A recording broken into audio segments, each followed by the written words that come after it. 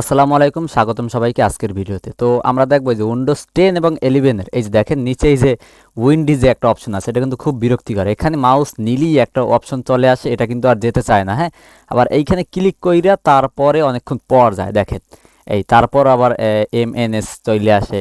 মানে একটা খুব ঝামেলার ব্যাপার। হ্যাঁ, মনে করেন আমি অনেক দিন ধরে ফেস করছি, যখন জানতাম না, কিন্তু এখন তো জানি, এখন যে কোনো সময় আমি এটা রিমুভ করতে পারি। হ্যাঁ দেখেন, এটা আসার পরে কতক্ষণ লোড নিল।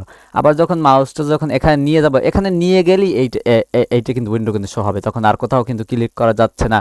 আবার কিছুক্ষণ পরই হয়। এইটা কীভাবে আপনারা সলভ করবেন? হ্যাঁ, এটা সলভ করার জন্য একটা সমাধান হচ্ছে কি, এই দেখেন কিছুক্ষণ আবার লোড নিল।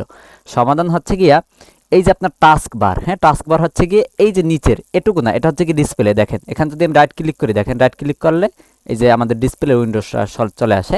টাস্ক বার হচ্ছে কি এই যে এই থেকে, আমি যদি একটু দেখাই, এই যে এই থেকে এই পর্যন্ত এটা হচ্ছে কি টাস্ক বার, এটাকে বলে টাস্ক বার। হ্যাঁ, তো এই টাস্ক বারের যে কোনো ফাঁকা জায়গায় আপনি রাইট ক্লিক করবেন। হ্যাঁ, রাইট ক্লিক করলে দেখেন এরকম একটা উইন্ডো চলে আসবে। এখান থেকে আপনি চলে যাবেন নিউজ, এই যে নিউজ অপশন চলে যাবেন। নিউজ অপশনে গিয়ে আপনি এখান থেকে এইটা আনচেক করে দিতে পারেন।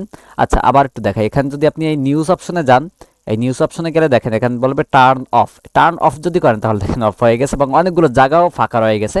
আপনি এখান থেকে মনে করেন আরও অনেকগুলো ট্যাব আপনি এখানে ওপেন করতে পারবেন, তাহলে এক্ষেত্রে আপনার কোনো সমস্যা হবে না। হ্যাঁ, এই ক্ষেত্রে আমি যদি একটু দেখাই, আবার এখান থেকে নিউজে গিয়ে আমি যদি শো আইকনটা দিই, দেখেন অনেকগুলো মানে অনেকখানি আমাদের যা কিন্তু আটকে গেছে।